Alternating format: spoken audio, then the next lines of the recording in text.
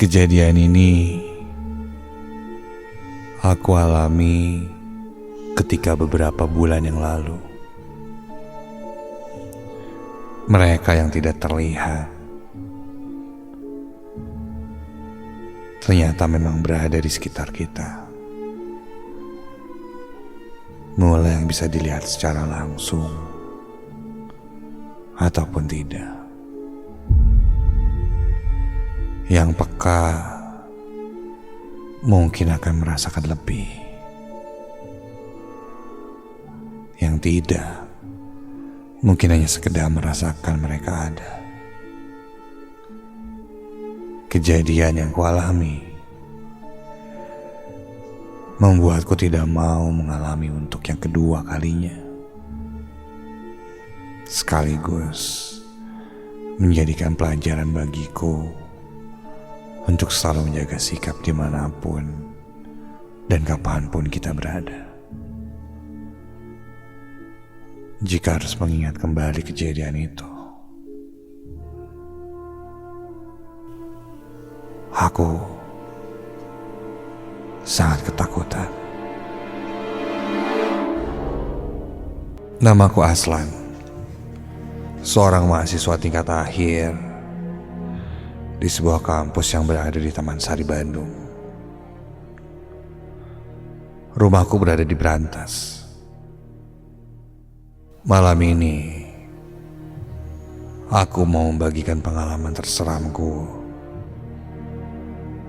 ketika bertemu dengan mereka yang tidak terlihat.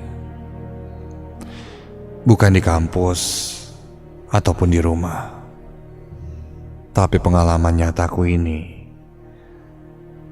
aku alami ketika aku pulang dari rumah saudaraku yang berada di sebuah desa di Indramayu.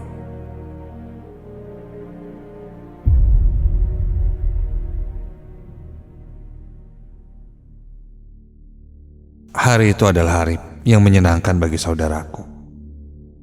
Sebut saja Kak Anita. Dia melangsungkan acara akad pernikahan dan juga resepsi. Begitupun aku dan orang tua aku yang turut senang. Nita mengundangku dan orang tua aku untuk datang ke acara pernikahan mereka. Kami haturkan selamat datang kepada seluruh keluarga besar calon mempelai pria. Acara berlangsung dengan meriah, lancar.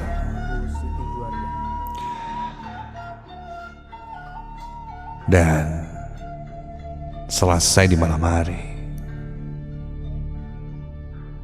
Ketika itu, saudara-saudaraku yang lain menginap karena memang sudah terlalu malam. Namun aku putuskan untuk pulang ke Bandung karena aku ingat betul hari itu hari Minggu dan besoknya Senin. Aku harus melaksanakan UAS. Aku pun pamit pada orang tua aku dan juga Kanita. Ketika itu kami membawa 2 mobil. Aku bersama adik dan ayah bersama ibu. Sayangnya malam itu aku harus pulang sendirian karena adikku tidak mau dan masih ingin liburan di sana. Alasan aja loh. Palingan juga malas sekolah, ya kan? Begitulah adikku pada adikku.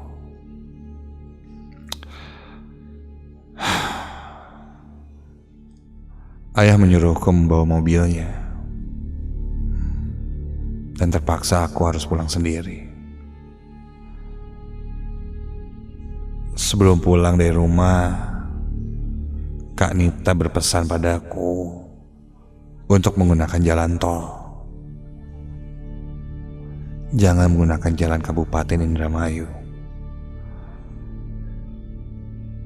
Selain angker, katanya jalan itu rawan kriminal dan tindak kejahatan. Ayah pun mewanti-wanti agar aku menggunakan jalan tol saja. Aku pun mengiyakan semua perkataan mereka. Ku nyalakan mobil dan langsung berangkat menuju Bandung.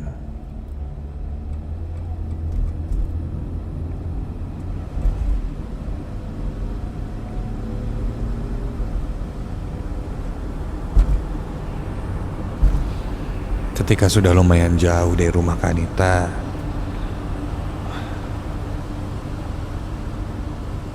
aku pun coba mengecek kartu e-tol untuk masuk ke dalam tol itu. Dan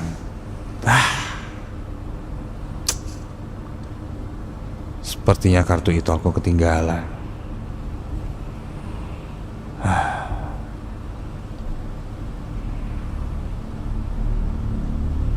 Mana nih?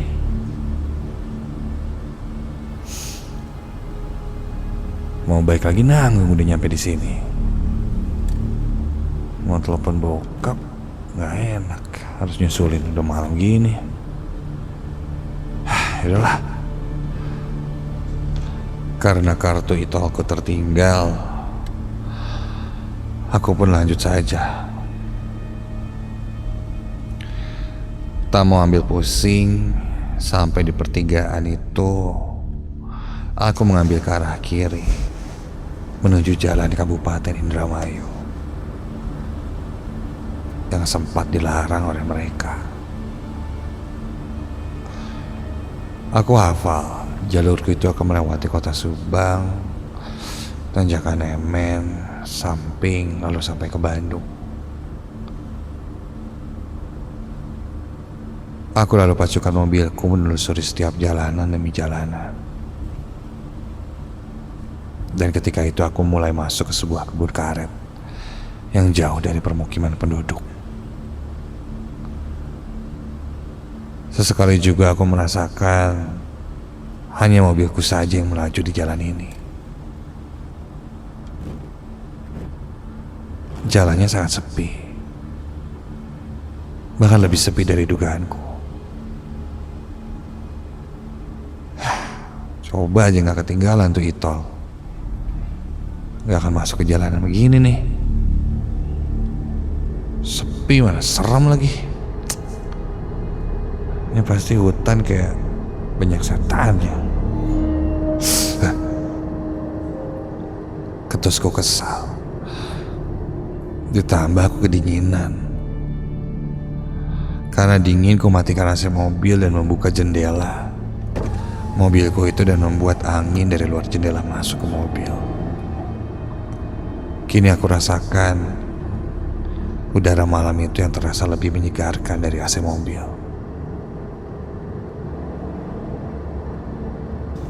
Setelah melewati kebun karet, kini aku dihadapkan oleh sebuah jembatan.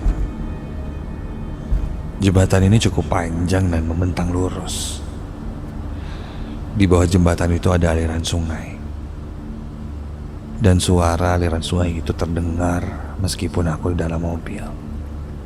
Ya mungkin karena kaca jendelanya kubuka. Aku lalu mengemudikan mobilku dengan pelan-pelan. Hampir sampai di tengah-tengah jembatan.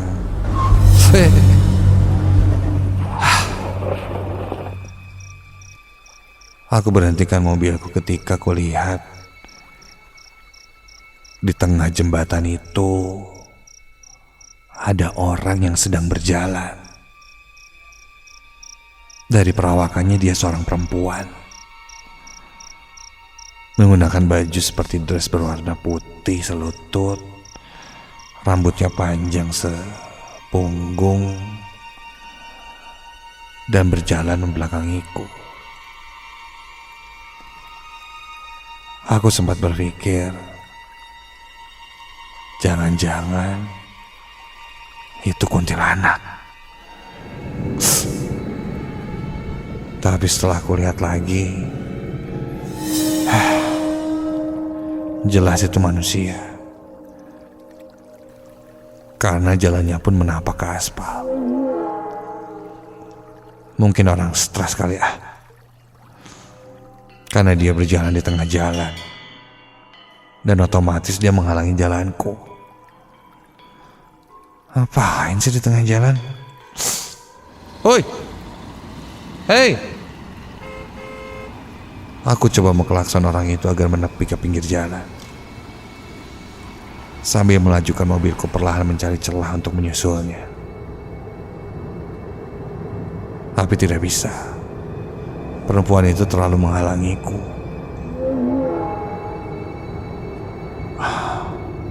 Aku pun berhenti, tepat di belakang perempuan itu yang terus berdiri, berjalan perlahan menghalangiku untuk maju. Berkali-kali aku klakson, perempuan itu pun tidak mau menepi ke pinggir jalan. Seakan-akan dia tidak menggubris dan tidak mendengar klakson mobilku.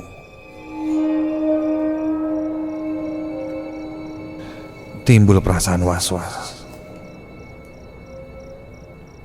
Takutnya ini trik orang jahat atau apalah.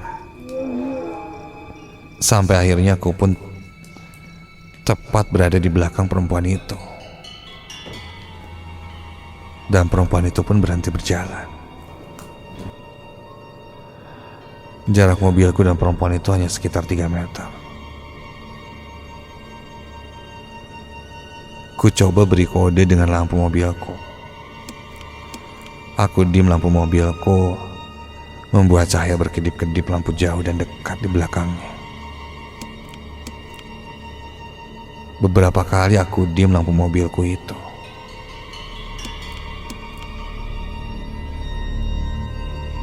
Dan astaga, tiba-tiba entah bagaimana sosok perempuan di depanku itu hilang. Aku langsung melihat ke sekitar.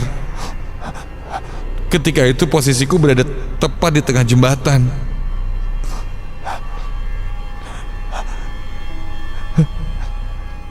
Jelas tidak ada siapa-siapa. Sampai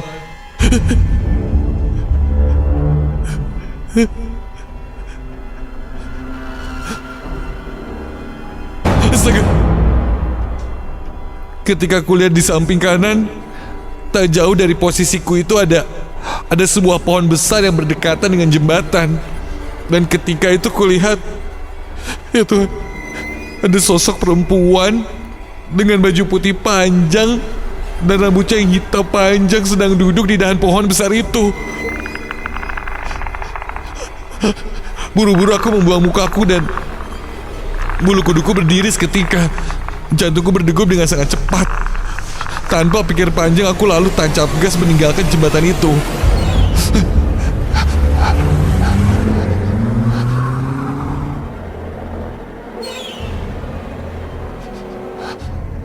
Setelah cukup jauh dari jembatan, kini hawa di dalam mobilku yang tadinya dingin mendadak panas.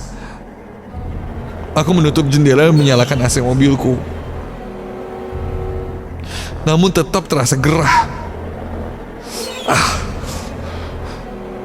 Sebisa mungkin aku tidak mau memikirkan sosok perempuan yang kulihat tadi, dan ingin segera sampai di rumah. Aku tetap fokus mengemudikan mobilku hingga di tengah-tengah aku fokus mengemudikan mobilku, tiba-tiba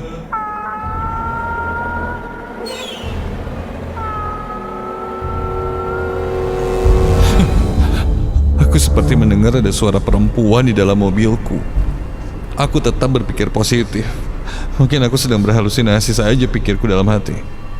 Aku tetap lihat lurus ke depan sampai entah kenapa kini aku merasa seperti ada yang mengganjal di benakku.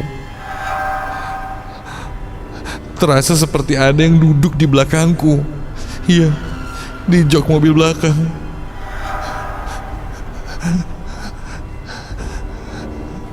Auranya terasa sangat kencang. Penasaran, aku pun coba mengintip lewat spion tengah dan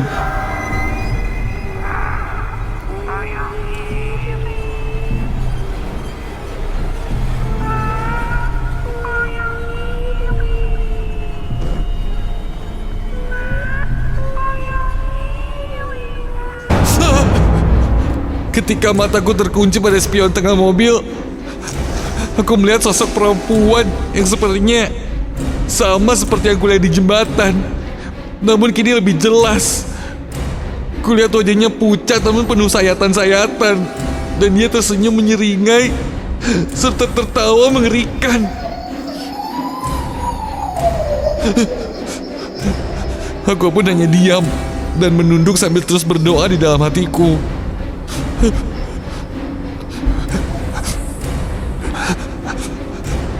Dan beberapa lama setelah aku mulai menjauhi dan keluar dari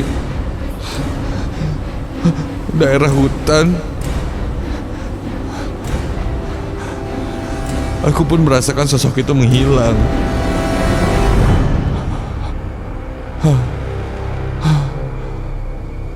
Aku pun sudah mulai tidak karuan.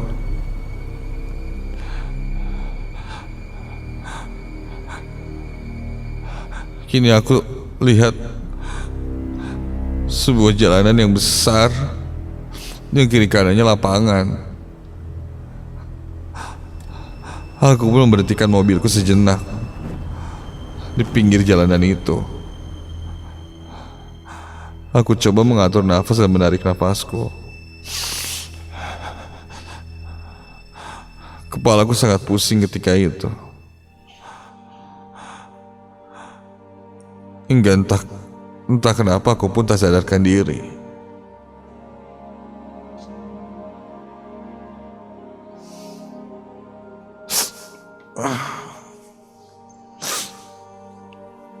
Keesokan harinya aku pun terbangun ketika ada yang mengetuk-ketuk jendela. Ketika kulihat ada seorang petani yang mengetuk jendela mobilku. Aku pun keluar dari mobil. Ini di mana? Aku berada di sebuah perkebunan. Dan ketika kulihat lagi, salah satu ban mobilku masuk ke selokan kecil dan tersangkut. Aneh. Kenapa mobilku bisa masuk ke perkebunan warga? Bukannya semalam. Aku lalu minta bantuan mereka yang juga keheranan. Kenapa aku bisa berada di sana? Pasalnya perkebunan ini hanya bisa dilewati dengan kendaraan motor saja. Mobil jarang masuk. Dan hal ini pun membuatku heran. Aku lalu diajak oleh petani itu ke sebuah gubuk miliknya. Dan aku menceritakan kejadian yang kualami semalam.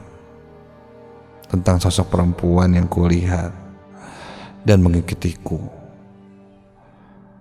Petani itu bilang bahwa jalur itu memang angker, terlebih malam hari. Sosok-sosok yang di jalanan itu kerap mengganggu pengguna jalan. Bahkan tak jarang mencelakakan pengguna jalan hingga berakhir tragis. Katanya untungnya aku tidak senasib seperti korban-korban yang pernah ada di jalanan itu, yang katanya berujung maut. Setelah cukup tenang, aku pun melanjutkan perjalanan untuk sampai ke Bandung. 6 hari berlalu setelah UAS. Aku jatuh sakit. Demamku cukup panas.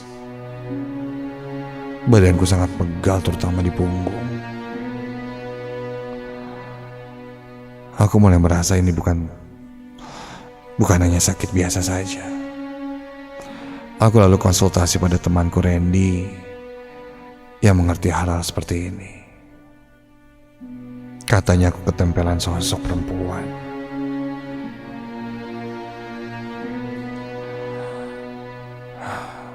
Randy pun membantu berinteraksi dengan sosok itu. Hingga tak lama badanku yang terasa pegal tadi mendadak lumayan enak. Randy berkata bahwa sosok itu cukup berbahaya dan sering meminta tumbal. Randy menambahkan, aku sempat diajak ke dunianya.